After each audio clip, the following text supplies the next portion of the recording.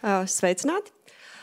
Mani sauc Sandra Lazdiņa, un šodien pārstāvu pētījuma kompānijas Kantar pētnieku pulku, un priecāšos jūs iepazīstināt ar cerams jēgpilniem un noderīgiem rezultātiem tam, lai Rīgas centrs kļūtu vēl labāka un labākā pilsēta Baltijā vai pat visā pasaulē.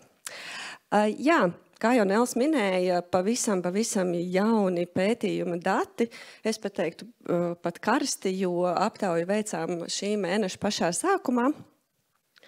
Un aptaujas mērķis bija noskaidrot, kā tad Rīgā jūtās un ko par Rīgas centru domā tās iedzīvotāji. Un, protams, lai to saprastu, mums visvairāk interesēja tas, cik tad Latvijas iedzīvotāji kopumā Rīgas centru, būsim konkrēti, ir apmeklējuši pēdējo 2 gadu laikā. Un jāsaka tā, ka, kā redzat pēc rezultātiem, 87% Latvijas iedzīvotāji pēdējo 2 gadu laikā ir apmeklējuši Rīgu un vēl precīzāk tieši Rīgas centru, jo arī tika norādīta šī konkrētā teritorija, lai visiem būtu skaidrs un viņi saprastu pareizi jautājumu un spētu sniegt korektu atbildi.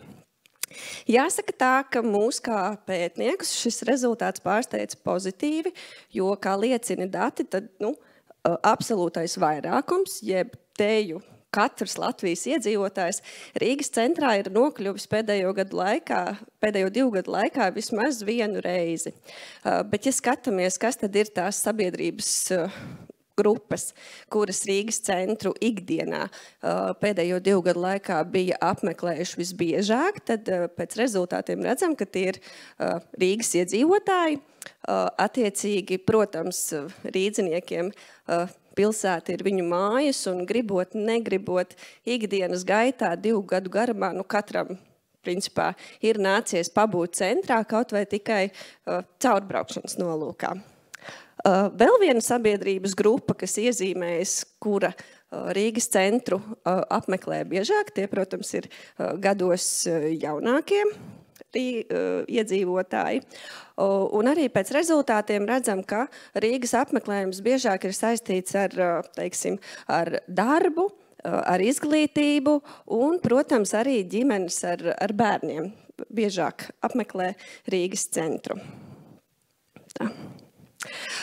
Būtiski bija saprast arī to, kā tad pēdējo 2 gadu laikā ir mainījušies un kā ir mainījušies Rīgas centra apmeklēšanas paradumi, un pēc apļu lielumiem jūs jau redzat, ka Rīgas centra apmeklēšanas paradumi iedzīvotāju vidū ir kļuvuši retāki.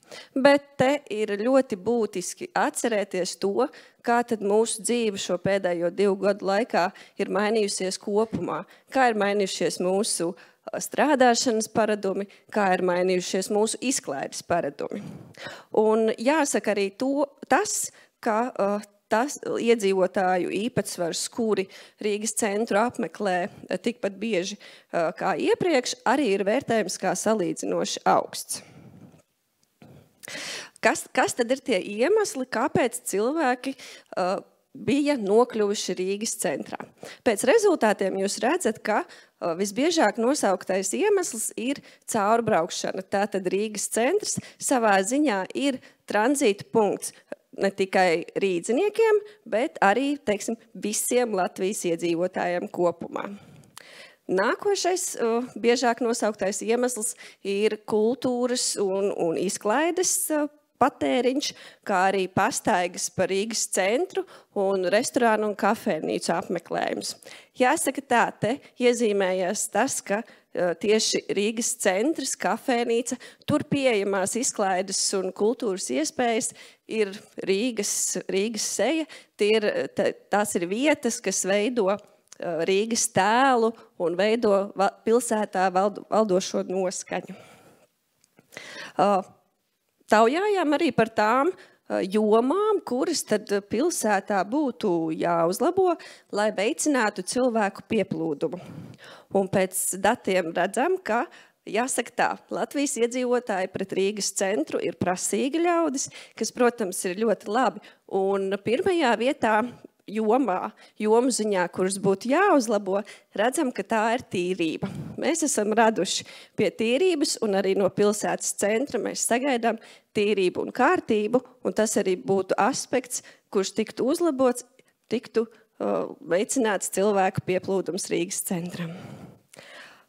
Vēl nākošās jomas, kas iezīmējas datos, kuras būtu teiksim tā, pelnījušas fokusu un attīstību, ir Rīgas zaļās zonas un parki, kā arī, ka pēc datiem redzam, ka iezīmējas joma, kas nepieciešama sabiedrībai, proti tās ir iespējas atpūsties ikdienas skrējienā cauri Rīgas centram un sabiedrības redzējumā soliņi un skvēri būtu vairāk nepieciešami Rīgai.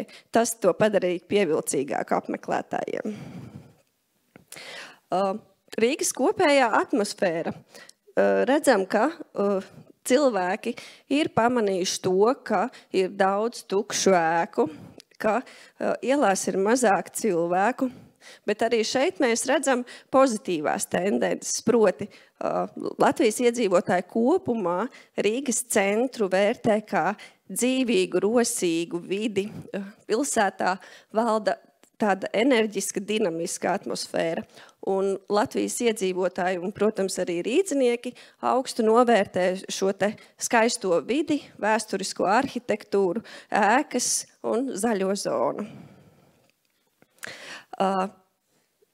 Ir sabiedrības grupas, par kurām tiek uzskatīts, ka jā, Rīgas centrs ir turistiem un tikai varbūt viņiem. Šajā slaidā jūs redzat, kur satiekās Latvijas iedzīvotāju domas. Vairākums Latvijas iedzīvotāji domā, ka, protams, Rīgas centrs ir piemērots turistiem, jauniešiem, jaunajiem profesionāļiem. Par ģimenēm ar skolas vecumu bērniem tur tas viedoklis tāds svārstīgs, it kā ir ok, bet tomēr nav ok. Bet dati parāda arī tās sabiedrības grupas, kurām tad Rīgas centrs pagaidām nav ok. Un tie ir gados vecāki ļaudis, ģimenes ar maziem bērniem un cilvēki ar īpašām vajadzībām. Un noslēgumā respondentiem jautājām arī to, kāda ir viņu vīzija, kurā virzienā vajadzētu attīstīties Rīgas centram un arī konkrēti Vecrīgai. Un pēc dati rāda, ka viennozīmīgi šīm abām vietām iedzīvotāju redzējumā ir turisma galamērķa loma, kā arī Vecrīgai un Rīgas centram nākotnē ir jābūt kā kultūras centram. Rīdzinieku vidū iezīmējas tendence, ka arī no Rīgas centra un no Vecrīgas mēs, protams, sagaidām izklaidi un atpūtu. Paldies!